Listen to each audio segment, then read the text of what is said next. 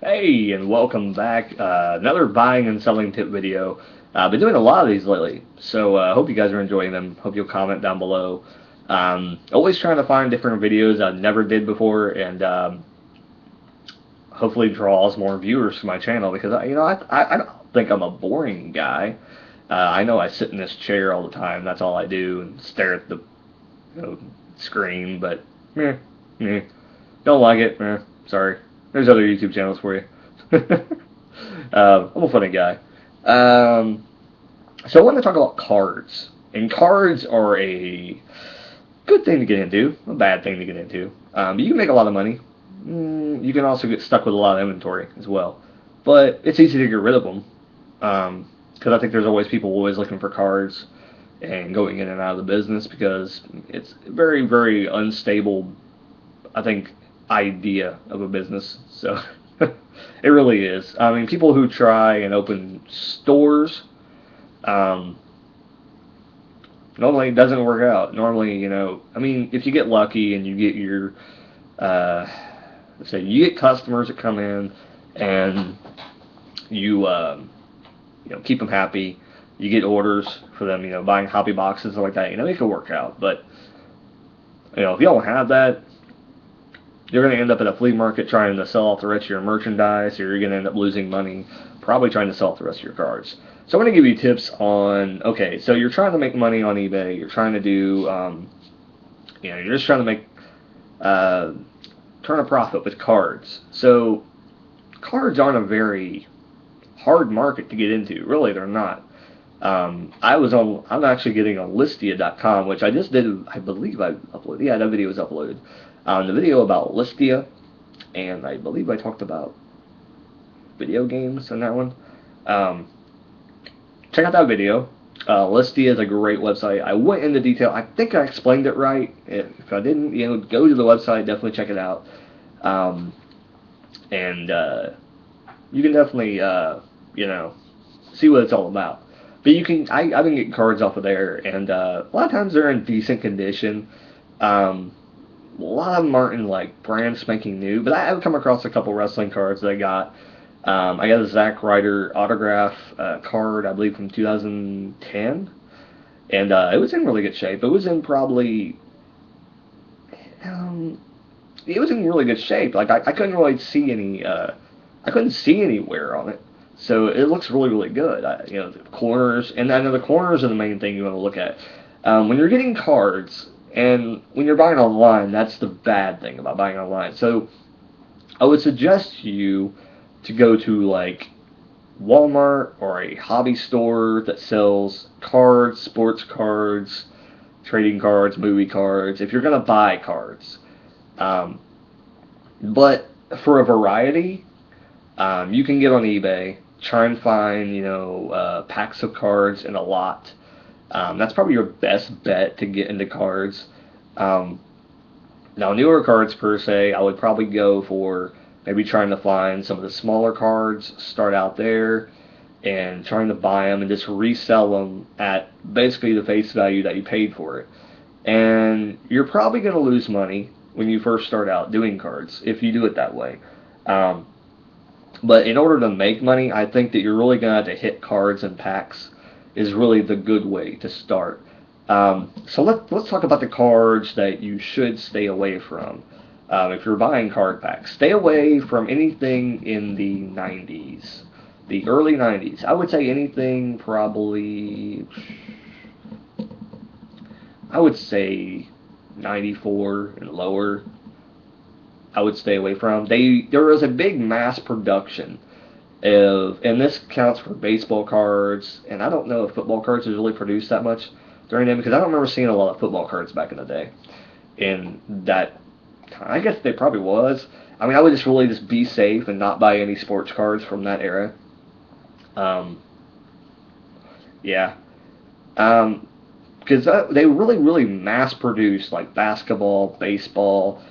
Baseball is like I remember seeing baseball cards back in the day when like it was like 96, 97, and baseball cards were out of this world. Like there was like tons of packs from like 92, 1990, 1989.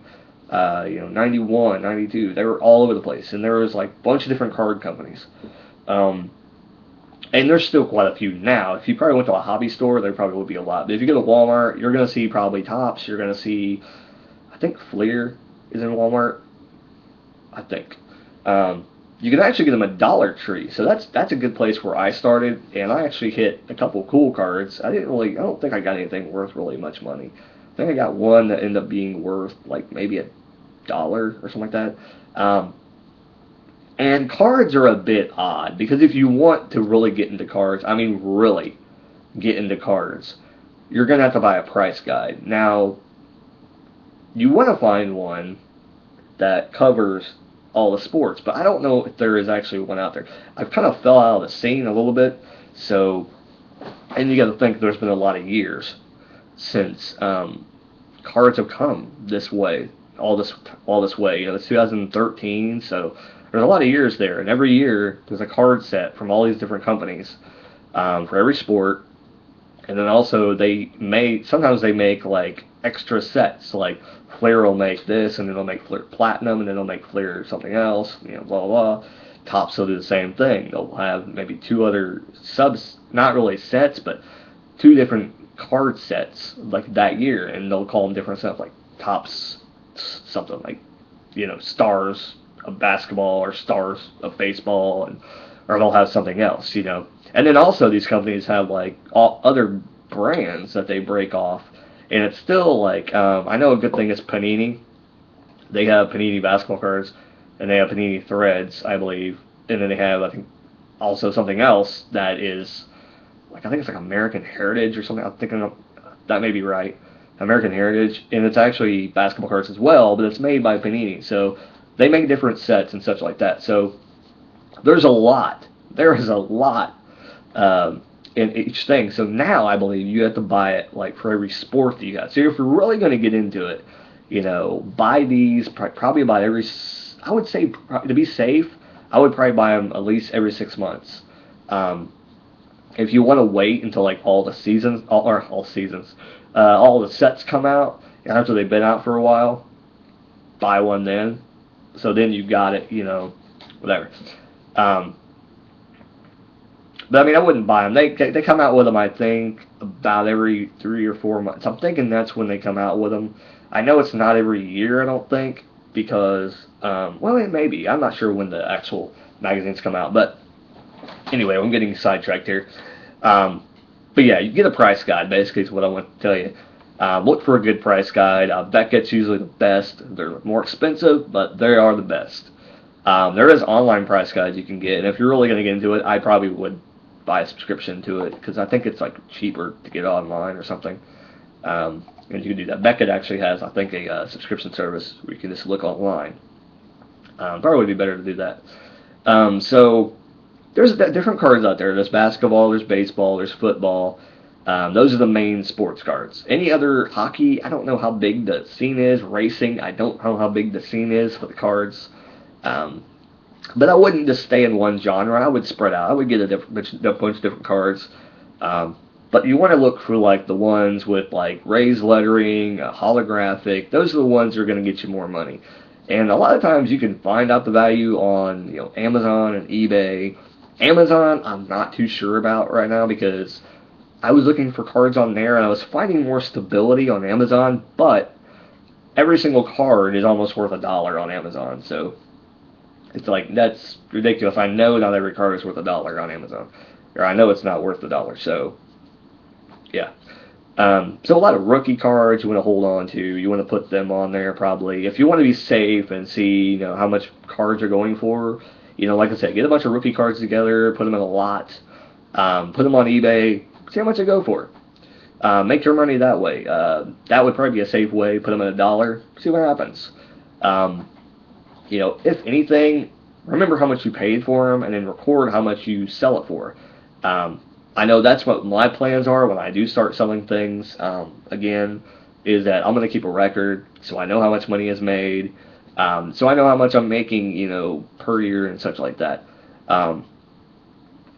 But sports cards is something that you can value. You can set that value on. Now, when we go into other cards, Let's talk about movie cards and such like that. I want to get into that segment. I do want to get into it. I don't know how much every card's worth. If you buy some magazines, there is another magazine, and I want to say, I don't know what's still around because a lot of magazines have faded away, and there's been new ones come in, and I don't know which ones are still around and which ones. So there was one called Tough Stuff. I don't think that's around anymore. But it was an offshoot. It's not Beckett, it's somebody else who is creating a price guide, and they actually had different cards in there. Like they had, I believe, like movie cards in there that said how much they were worth. I don't know how to check the value for those really. What I do is go on Amazon, and that's the only way I know to check them. If you're gonna sell them, I would sell them as a lot. If you're gonna sell them individually, I would probably sell them cheap and mention that you do combined shipping, so that maybe they'll buy more than one card. Like I said, if you're selling on eBay, which with cards I probably would sell on eBay, you're gonna get your money worth, because you're gonna pay for the shipping and such like that. And the good thing about selling cards now, and it's a high thing, because I was so excited. Like I sold some cards a while back on Listia, and I was excited because I found these little envelopes that they now have, and I don't think they had them back in the day. They're actually big enough to probably put a pack of cards in, so that's good. So if you sell like maybe 3 or 4 cards and you put them in hard plastic sleeves, you can put them in there. They're smaller, so it's going to be cheaper to ship. I think it was like maybe like $2 and some to ship, which is actually pretty cheap, and that was with tracking and everything like that. So it may have been cheaper. I don't really remember how much it cost to ship out, but I know it was $2 and some or something like that. So there you go. That's really good. So let's talk about some other cards. So like I said, basketball, baseball, basically any other time, probably past 95, is probably a good time to buy. Now let's talk about Yu-Gi-Oh! And Pokemon and Magic the Gathering. Yu-Gi-Oh! I've dealt with. Magic the Gathering and Pokemon I have not. I'll probably give you the same advice that I said for the movie cards, in that if you buy them, sell them in lots. Now, the only thing to deter from that if you come across any that maybe are holographic, or if you're able to do a little research and find out how you can tell they're rare, then those would be the ones you want to hold on to and get rid of the commons in a lot. As long as you list the cards that are included in there, you might get a better deal. Now, if you list a group of cards, and let's say you list a group of 20, and you list every single card in there, and you don't get a bid on it, then possibly put them all together and don't list what you have in that card lot. And that does seem shady. It sounds shady coming from me, but it's not shady, because a lot of people do that and just put grab bag auction. Well, I think I said it completely wrong. Grab bag auction. That's hard to say. Or something like grab bag and put 20 Magic the Gathering cards or 20 Pokemon cards. Yeah, and just do it that way. And people will buy them. People will probably more buy them then if you were to list them all. But sometimes it may be better to list them and then see if anything's worth anything in there. Because if there is, people will be like, ooh, snatch. And you might get a bidding war going on just because there's one good card that you had no clue about. And maybe you buy them from some kid at a yard sale. You don't know how much they're worth, whatever like that. As long as you tell them like the new condition, used condition, really bad, acceptable condition, as long as you let them know about that, you're good. So let's talk about Yu-Gi-Oh! Yu-Gi-Oh! Is something that I do know about, and I do know you can make money on Yu-Gi-Oh! Yu-Gi-Oh! I think will always be around. I don't know if it'll ever go away, because I think there's always going to be people wanting to get into it, and once people get into it, there's going to be always people going out of it, and there's always going to be people wanting to get back into it, because it's such a fun game to play. And I played it, I started playing when I was like 20 years old. That sounds sad, but it was a fun game. It was really a fun game, and it's something to get into. It actually makes you think, and it's a strategy game. So, but if you're selling cards, anything that has shiny letters, holographic, they're worth something. Even some, I don't know about the commons really anymore, but yeah, anything shiny, any holographic ones, even just the picture shiny, I would put a value on it. At least set it at $1 and do that. If you don't know the value. Now those are probably going to be pretty easy to spot the value on those on eBay because for the most part there's probably people selling them online, and you're going to see the approximate price they're going for. Now you want to look for on Yu-Gi-Oh cards is there's actually and you'll see I think on Yu-Gi-Oh and Magic the Gathering, Pokemon and Magic the Gathering as well. There's like a lettering and it'll say probably like for example I think Magic Ruler was MRD. Don't ask, I don't know. MRD, I think was Magic Ruler, and it'll say hyphen, and it'll have like a number. Now that's the card number. That should be on all three of those trading card games I'm talking about. That's how you look up the card on eBay. Is you put that in, and also you'll see first edition or unlimited, I believe. And if it doesn't have first edition on there, then it's unlimited. What that means is first edition means it's I don't really know how to explain it. It's first edition packs are first edition cards. The ones that come out, I think, way after the set comes out, and they continue releasing the cards. They're all unlimited. So you may get, a rare card, but it's unlimited, and someone else might have a rare card and it's first edition. It'll be probably like $10 more or $5 more than the version you got because it's a first edition. So it's going to be probably 5, 10. Possibly like double the value of yours, possibly. I mean, that makes a difference.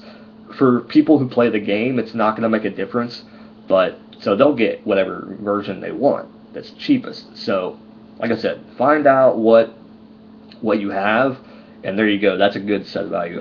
Cards, just in general, the shipping is very, very cheap. So it kind of goes by the shipping rules. I said, I think in another video, and I don't know if I brought this up. I think I brought this up. And that sometimes if you set your shipping high and set your price higher, it offsets it. And even sometimes I'll take a cut on my shipping just to get people to buy my product. And sometimes you might take a hit, but it may be the cost of getting customers to keep coming back to you.